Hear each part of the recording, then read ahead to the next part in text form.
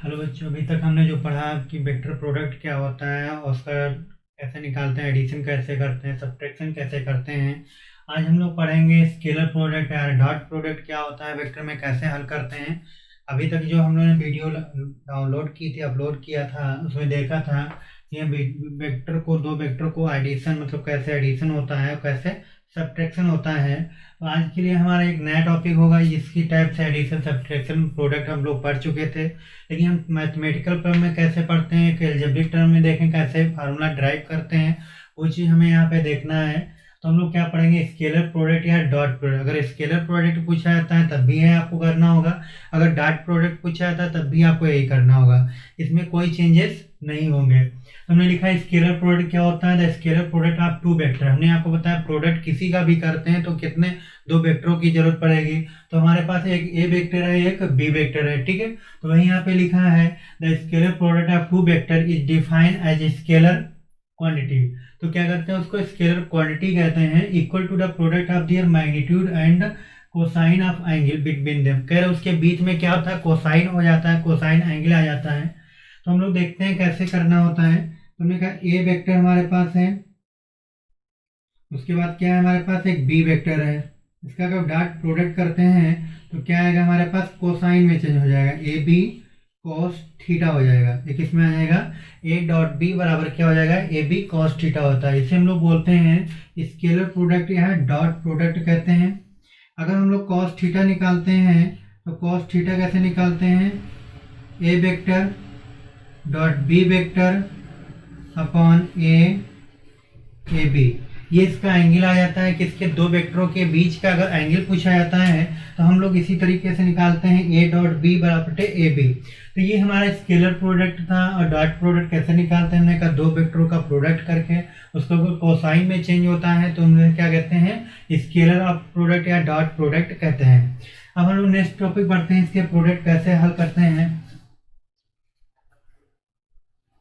Next topic की तरफ हम लोग बढ़ते हैं। हम देखते हैं स्केलर प्रोडक्ट हो गया, डॉट प्रोडक्ट हो गया, अब रिजॉल्विंग ऑफ कंपोनेंट कैसे करते हैं हम लोग, वो चीज सीखते हैं।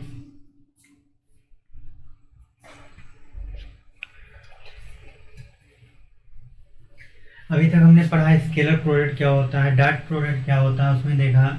अब हम लोग पढ़ेंगे रिजोल्यूशन ऑफ वेक्टर क्या होता है, वेक्टर को हम रिजॉल्व कैसे करते हैं, वो चीज़ हमें देखनी है। तो हमने आपको बताया था कि वेक्टर को रिजॉल्व कैसे करते हैं। अगर किसी की कंपोनेंट करते हैं, जिस सरफेस से जो एंगल बनता है वो हमेशा किस में होता है, कॉस थीटा में होता है। अगर हम इनको रिजोल्यूशन लिखना है, इनका मैग्नीट्यूड लिखना है, अगर ए वेक्टर कितना बराबर होगा तो हम लोग लिख सकते हैं इसको ए वेक्टर। अगर ए वेक्टर बात करते हैं तो ए वेक्टर कितने बराबर हो जाएगा हमारे पास, ए एक्स आई, ए एक्स वेक्टर हो गया प्लस ए वाई वेक्टर हो गया। जब इसमें कोई डायरेक्शन नहीं इंडिकेट, मतलब आई जे के टर्म नहीं लिखा है, तो हम लोग लिख सकते हैं। अगर मैग्नीट्यूड के टर्म बात करते हैं हम लोग कैसे रिजल्टेंट वेक्टर लिखते हैं, तो ए वेक्टर जो हमारा हो गया उसको लिख सकते हैं ए एक्स आई, मतलब आई का मतलब क्या होता है, एक्स की डायरेक्शन पे, ए वाई इंटू क्या होता है, जे की डायरेक्शन पे। तो ये हम लोग लिख सकते हैं। तो इसका रिजल्टेंट मैग्नीट्यूड निकालना होता है, तो रिजल्टेंट मैग्नीट्यूड कैसे निकालते हैं हम लोग, रिजल्टेंट मैग्नीट्यूड की बात करते हैं तो ए बराबर क्या हो गया, ए एक्स की पावर 2 प्लस ए वाई की पावर 2। ये हमारा मैग्नीट्यूड आ गया। अब हम लोग अगर बात करते हैं एंगल निकालना होता है, तो एंगल हम लोग कैसे निकालते हैं, तो हमने आपको बताया था कि tan थीटा लिखते हैं, angle of between two vector, angle between two vectors. तो एंगल क्या होता है, tan थीटा होता है। tan थीटा बराबर क्या करते हैं हम लोग, लिखते हैं, हमने कहा परपेंडिकुलर अपान बेस होता है। tan थीटा हमेशा कैसे निकालते हैं हम लोग, परपेंडिकुलर अपान बेस। तो परपेंडिकुलर हाइट हमारी ये हो गई, तो इसको क्या लिखेंगे हम लोग, A Y upon A x हो जाएगी। तो थीटा बराबर अगर निकालते हैं तो थीटा बराबर क्या लिख सकते हैं, tan इनवर्स ए वाई अपान ए एक्स। एक थीटा बराबर हमारा आ जाता है। अगर दो वेक्टर का प्रोडक्ट लिखते हैं, रिजोल्यूशन वेक्टर अगर ऐसे करते हैं हम लोग तो ऐसे को हम लिख सकते हैं। अभी हमने बताया आपको कि कंपोनेंट कैसे करते हैं। अगर इसका कंपोनेंट करेंगे तो इसका क्या आ जाएगा, ए कॉस थीटा हो जाएगा, ए कॉस थीटा लिख सकते हैं। इसको हम क्या लिख सकते हैं, ऊपर उसके अपोजिट में साइन थीटा होता है। हमने आपको बताया था यहाँ पे कि अगर यहाँ पे ऐसे थीटा बनता है, अगर ये फोर्स लग रहा है तो क्या लिखते हैं, एफ कॉस थीटा लिखते हैं। इसके अपोजिट में क्या होता है, एफ साइन थीटा होता है। ठीक है, हमने आपको बताया था कि अगर सरफेस से, जिस सरफेस से जो एंगल बनता है वो हमेशा उसका क्या रहता है, कॉस थीटा रहता है। उसके अपोजिट में क्या आता है, वो साइन थीटा आता है। ठीक है, तो इस सरफेस में एक एंगल बनना है तो इसको क्या लिख सकते हैं, ए कॉस थीटा। इस सरफेस अपोजिट में क्या बनना है, साइन थीटा, तो ए साइन थीटा लिखा जा सकता है। अगर हम लिखते हैं, बात करते हैं हॉरिजॉन्टल कंपोनेंट, अगर लिखा होता है हॉरिजॉन्टल कंपोनेंट, तो हॉरिजॉन्टल में डायरेक्शन कौन सी होती है, एक्स होती है, तो हम उसको क्या लिख सकते हैं, ए एक्स बराबर ए कॉस थीटा। ठीक है, अगर हम बात करते हैं वर्टिकल कंपोनेंट लिखना होगा तो वर्टिकल कंपोनेंट में कौन सी डायरेक्शन होती है, तो हम क्या लिख सकते हैं, ए वाई बराबर ए साइन थीटा।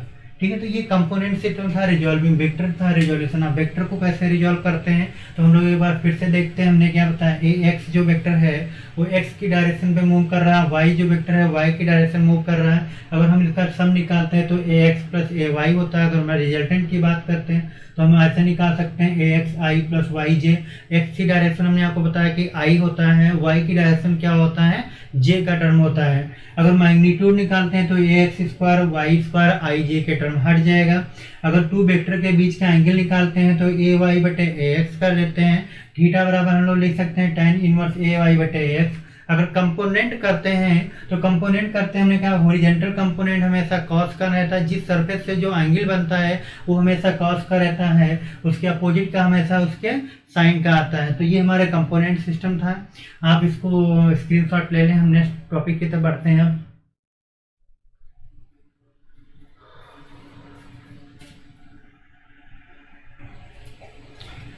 अभी तक हमने जो पढ़ा था, रिजोल्यूशन पढ़ा। रिजोल्यूशन में हमने क्या पढ़ा, 2 डायमेंशन वेक्टर था।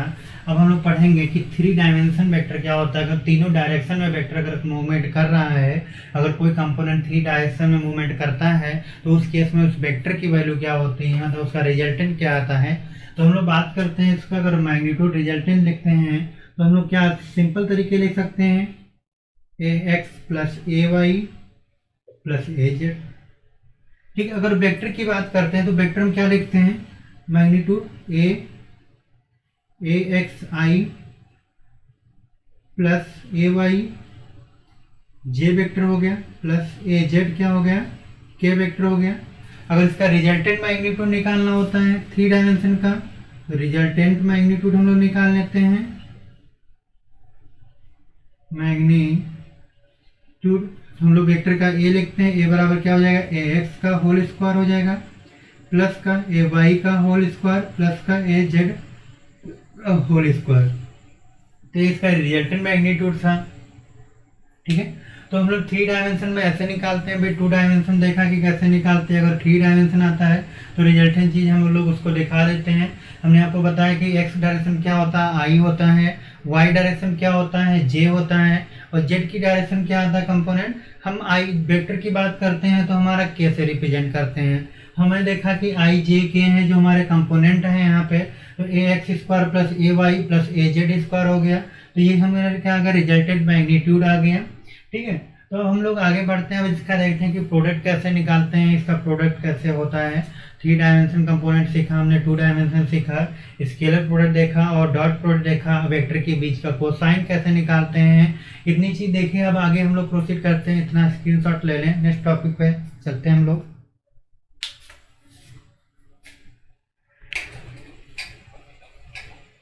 तो हम लोग बात करते हैं यहाँ पे रिजल्टेंट वेक्टर हम लोग देख रहे थे। तो हमने कहा अगर प्रोडक्ट करते हैं, अगर रिजल्टेंट वेक्टर लिखते हैं तो रिजल्टेंट वेक्टर हम लोग क्या लिखते हैं, रिजल्टेंट वेक्टर सपोर्टेड आर लिखा हमने, यहाँ पे लिखा रिजल्टेंट वेक्टर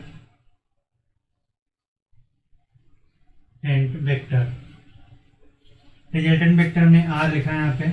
आर वेक्टर बराबर क्या है हमारे पास, ए प्लस बी वेक्टर है, इन दोनों का प्रोडक्ट। ठीक है, हमने दूसरा रिजल्टेंट वेक्टर सेम ही लिख लिया यहाँ पे। रिजल्टेंट वेक्टर आर वेक्टर क्या हो गया हमारे पास, ए प्लस बी वेक्टर हो गया।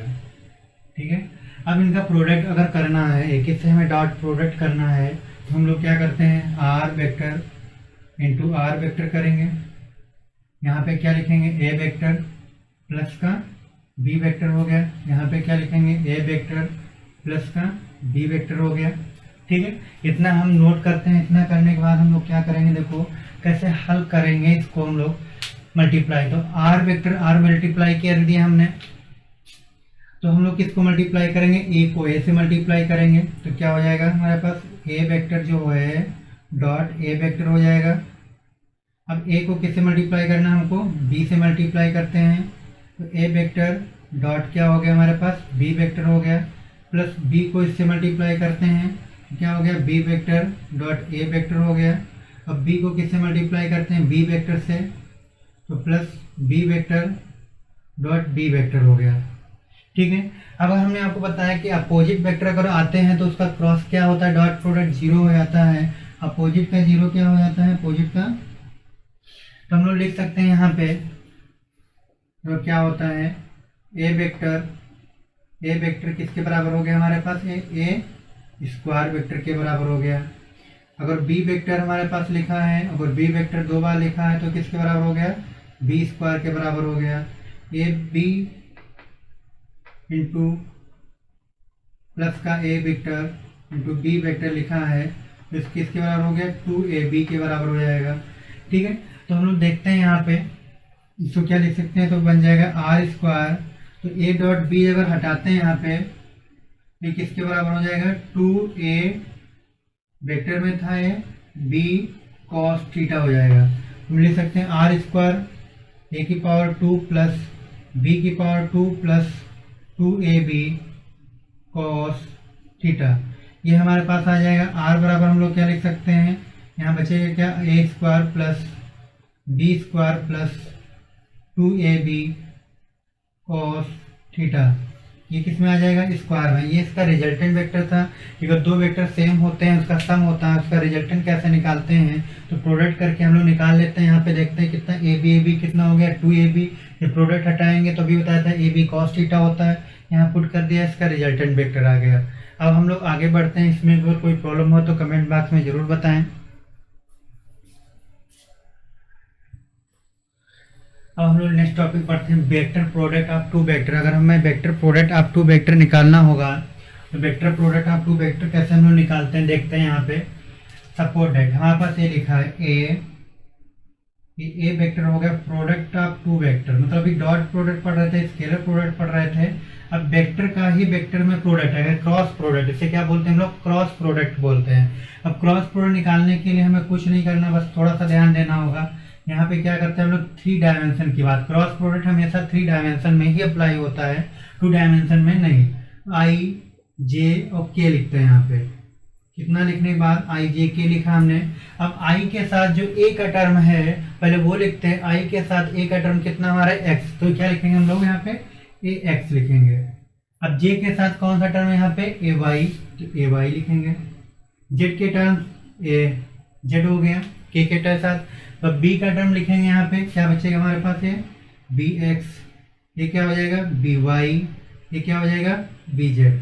ये हमारे पास थे 2 टर्म हमने लिखा है यहाँ पे आई जी के टर्म के रूप में। अब हमें कैसे निकालना है, तो हमने कहा पहले हम क्या करते हैं, आई को रोक लेते हैं। यहाँ पे आई को रोक लेते हैं। ठीक है, आई का रोकने मतलब ये टर्म पूरी लाइन हमारी रुक जाएगी, ये रुक जाएगी, तो ये इतना बचाएगा पोर्शन। इसको हम एक ब्रैकेट में रोक लेते हैं। इसको क्या बोलते हैं हम लोग, A Y A Z B Y B Z. ठीक है, ये हमारे पास आई का टर्म बचेगा। जो टर्म लेते हैं उसके साइड वाले सब डेटा नोट कर लेते हैं। ठीक है, हमने क्या बताया कि जो टर्म हमें लेना होता है उसके साइड के डेटा नोट कर लेते हैं। और दूसरा टर्म किस में रखेंगे, माइनस का जे रहेगा। ठीक है, अब जे को हम कैसे रखते हैं, अब जे का हमने कहा ये हटा देंगे, जिसको लेंगे तो वो हट जाएगा। दूसरा क्या बचेगा यहाँ पे, A X A Z B X B Z. ठीक है, अब इतना पोर्शन बचेगा। थर्ड टर्म हमारा क्या बचा, के बचा हमारे पास, तो प्लस का के हो गया। के को नोट कर लिया हमने। तो हमारे पास बचा क्या, देखो ए एक्स हमने क्या के साइड, तो बी एक्स ए वाई बी वाई, इतना पोर्शन हमारे पास बच गया। ठीक है, ये हमने निकाला कैसे, फिर से मैं बताता हूँ। ये जो वेक्टर दिए होते हैं उसको आइडेंटिटी नोट कर लेते हैं। ए बी का जो क्रॉस निकालना होता है, आई के सामने जब लेते हैं डिजिट उसके साइड का रखो नोट किया यहाँ पे। जब जे लेते हैं तो जे का टर्म हमने पूरा छिपा देते हैं, ठीक है। जे का टर्म हमने क्या किया, छिपा दिया, तो क्या बचा, ए एक्स बचा, बी एक्स बी जेड बचा। जब के का लिया तो हमने के की छिपा दिया, तो कितना बचा, ए एक्स ए वाई तथा बी एक्स बी वाई बचा, ठीक है। अब इतना हम करने के बाद हम क्या करते हैं, क्रॉस मल्टीप्लाई करते हैं। हम लोग क्या करेंगे, क्रॉस मल्टीप्लाई करेंगे, ठीक है। क्रॉस मल्टीप्लाई किससे करेंगे, अब देखो क्रॉस मल्टीप्लाई करने के लिए हमें क्या करना पड़ेगा, अब इसको इससे मल्टीप्लाई कर दो। इसको इससे मल्टीप्लाई किया तो क्या हो गया हमारे पास, ए वाई बी जेड। जो इसका अपोजिट में होता है उसको हम माइनस में लिखते हैं, तो माइनस में क्या लिखेंगे हम लोग, बी वाई ए जेड। ये हो गया पहला टर्म। दूसरा माइनस का साइन क्या लिखा था हमने, जे, जे लिखा रहने दो यहाँ पे। ब्रैकेट क्या लिखेंगे हम लोग, ए एक्स बी वाई। हमने कहा इसको इससे मल्टीप्लाई करो, तो ए एक्स बी जेड, उसके अपोजिट वाला उससे माइनस कर दो, बी एक्स ए जेड। ये हो गया। प्लस का के वेक्टर में लिखेंगे हम लोग, तो क्या लिखेंगे हम लोग, इसको इससे मल्टीप्लाई करो, ए एक्स बी वाई माइनस का बी एक्स ए वाई। ये हमारा बचेगा पोर्शन, ठीक है। तो ये हमारा क्या आ गया, ए क्रॉस बी वेक्टर आ गया, ए क्रॉस बी वेक्टर आ गया। हमारा फाइनल आंसर ये हो जाएगा। अब जो डिजिट आएगी उसको हम उससे माइनस कर देंगे, वो हमारा आई जे के टर्म में आंसर आता जाएगा। तो इसे हम लोग बोलते हैं ए क्रॉस बी वेक्टर, या vector product of two vector. अगर वेक्टर प्रोडक्ट निकालना होता है तब भी ऐसी फॉर्मेट करते हैं, या क्रॉस वेक्टर अगर पूछा जाएगा तब भी इसी फॉर्मेट से हम लोग हल करते हैं क्वेश्चन को, ठीक है। तो इतना आप नोट कर लें। हम नेक्स्ट टॉपिक की तरफ बढ़ते हैं हम लोग।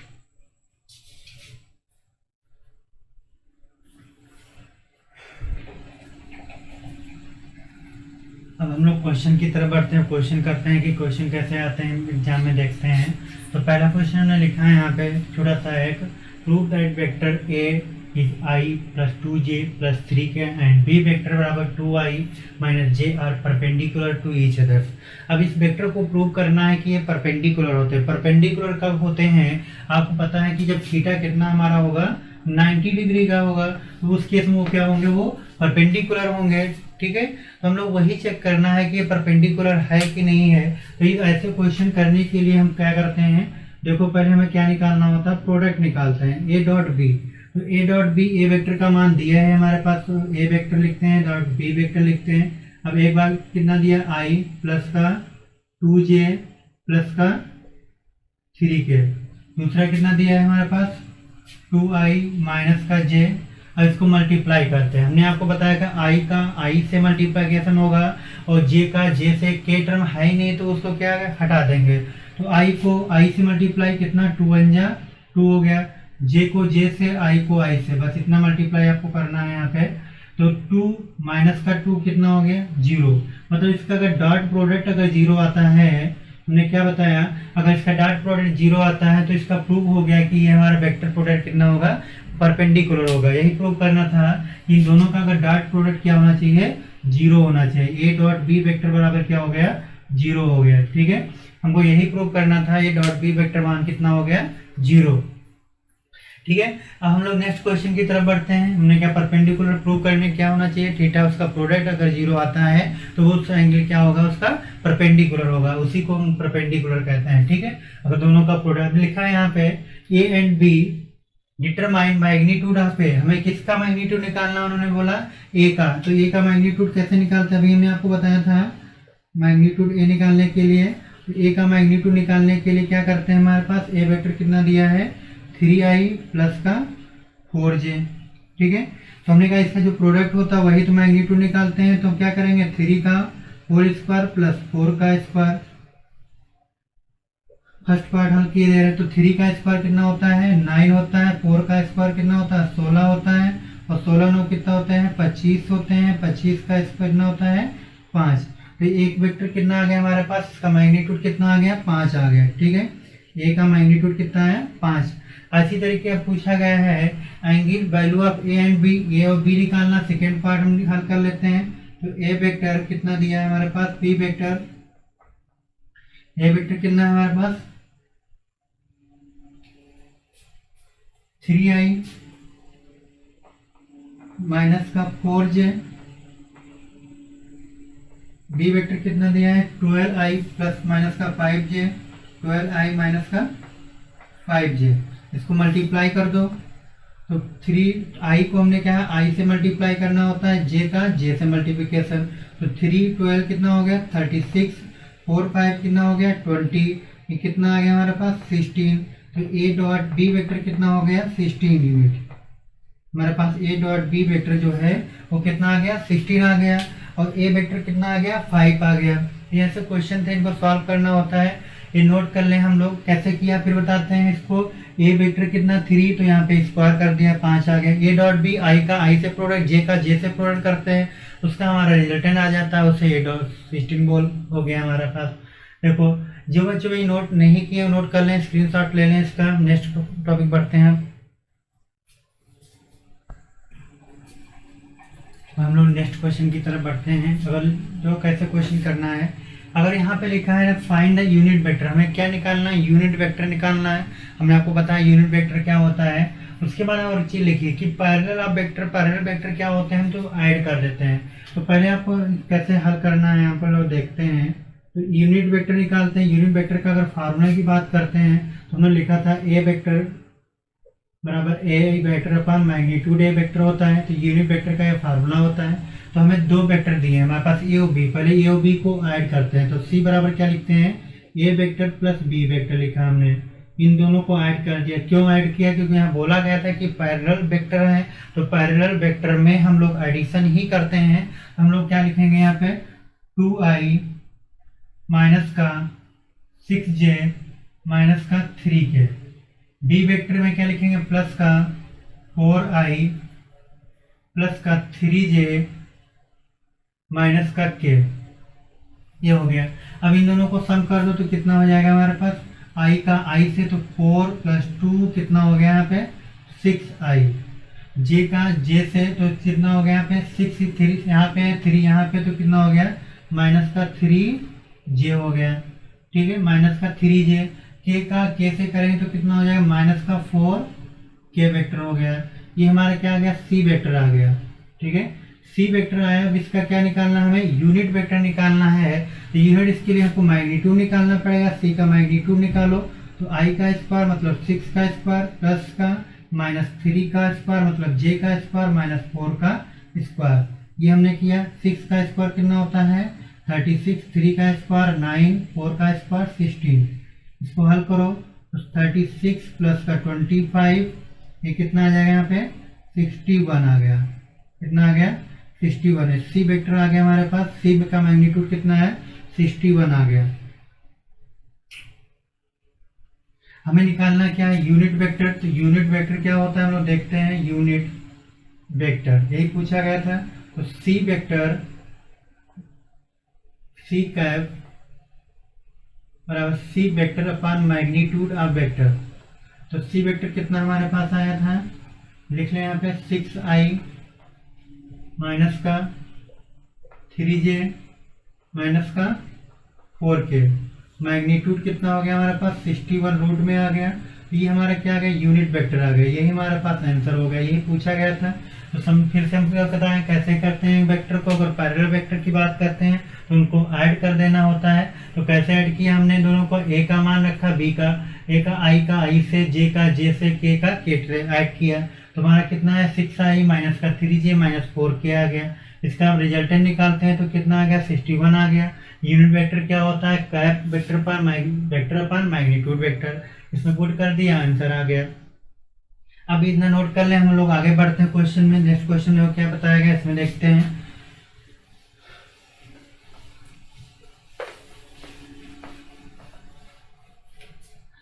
अब देखो यहाँ पे लिखा है इफ टू वेक्टर, यहाँ पे वेक्टर दिए गए ए और बी वेक्टर दिया गया है। फाइंड क्या करना है value of A dot B. पहले हमें क्या निकालनी है ए डॉट बी निकालनी है। तो हम लोग यहाँ पे हल करते हैं। नीचे जो क्वेश्चन दिया है उसका सोल्यूशन यहाँ पे करते हैं हम लोग। तो ए वेक्टर का मान कितना दिया यहाँ पे लिख लेते हैं हम लोग। तो 3i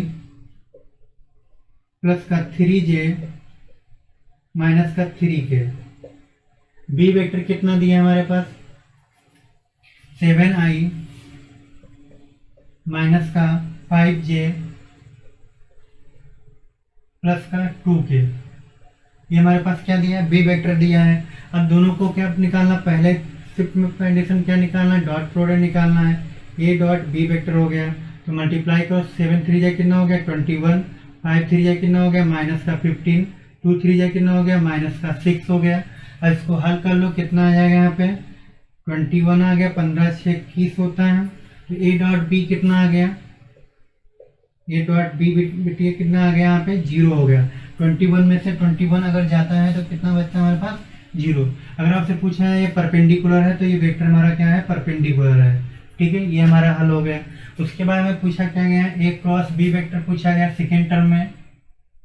सेकेंड टर्म क्या पूछा गया, ए वेक्टर क्रॉस बी वेक्टर, ये पूछा गया है तो कोई बात नहीं। यहाँ पे हमने क्या बताया था, यहाँ पे आई जे के लिखते हैं, आई जे के लिखो, और जिसके साथ 2 डिजिट है ए वाली देखो, पहले आई के साथ यहाँ पे 3 लिखो, यहाँ पे क्या लिखेंगे फिर 3, यहाँ पे कौन सा माइनस का 3 आ जाएगा। जो साइन है बी का देखो 7 है, यहाँ पे क्या माइनस का 5, यहाँ पे कितना है 2 है। इतना हमने कर लिया।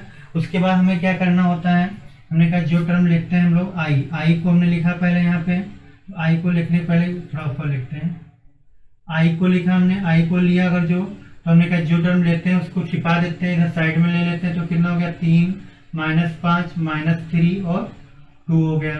हम क्या करेंगे, माइनस का जे लेंगे हम लोग, जे टर्म कितना हो गया 3 7 -3 2 हो गया। प्लस का के ले लेंगे हम लोग, तो के का कितना हो गया देखो, के ले लेंगे तो इतने तो बचेगा, इधर की डिजिट बचेगी तो हमारे पास कितनी हो जाएंगी 3 7 3 -5, ये हो गई। हम लोग क्रॉस मल्टीप्लाई करते हैं यहाँ पे, ऐसे हमने आपको बताया था। तो आई लिखा है यहाँ पे, तो 3 2 जा कितना हो गया 6 हो गया, 3 5 जा 15, माइनस का 15, माइनस माइनस प्लस हो जाएगा, तो माइनस ऑलरेडी पहले लगाएंगे, माइनस का जे हो गया। यहाँ पे 3 2 जा हमने कहा इसको मल्टीप्लाई करो 6 हो गया, 7 3 जा कितना हो गया 21, प्लस का 21, माइनस माइनस प्लस हो जाएगा, प्लस का के इसको इससे मल्टीप्लाई, 5 3 जा कितना हो गया माइनस का 50, 7 3 जा 21, हल कर लो। तो यहाँ पे कितना हो जाए 15 में से 6 गया, माइनस का 9 आई हो गया, यहाँ पे कितना हो गया माइनस का 27 जे 27 जे हो गया, यहाँ पे 15 हल ऐड कर लेते हैं, यहाँ पे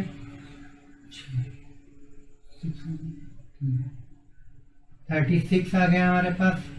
अब यहाँ पे कितना हो गया 36 के, हमारे पास ए क्या आ गया, ए क्रॉस बी वेक्टर आ गया, ए क्रॉस बी वेक्टर, यही पूछा गया था हमसे आंसर में, ये हमारा आंसर आ गया। ठीक है, 36 यहाँ पे क्या आ गया। तो इसमें ये ऐसे क्वेश्चन करना था, बहुत इजी क्वेश्चन है। फिर से बताता हूँ, हमने कहा जो टर्म हम लेते हैं उसको हम यहाँ पे रखते हैं, आई का लिया तो आई का अपोजिट वाला डिजिट लिखते हैं। अगर जे लेते हैं तो जे को छिपा के 7 3 देखो 3 7 और 3 2 लिखा हमने, के लेते हैं तो के अपोजिट वाले, फिर क्रॉस मल्टीप्लाई कर लेते हैं, क्रॉस मल्टीप्लाई करके उसको माइनस कर लेते हैं, फाइनल आंसर आ जाता है। अभी तक जिन बच्चों ने चैनल को सब्सक्राइब नहीं किया है वो सब्सक्राइब कर लें और वीडियो को ज़्यादा से ज़्यादा शेयर करें। Thank you.